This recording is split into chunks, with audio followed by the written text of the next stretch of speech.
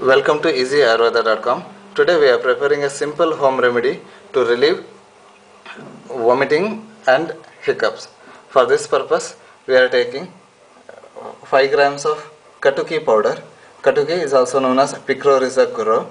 We have already used this Katuki powder in many of the home remedies related with fever, but here we are using it for the purpose of relieving vomiting and hiccups.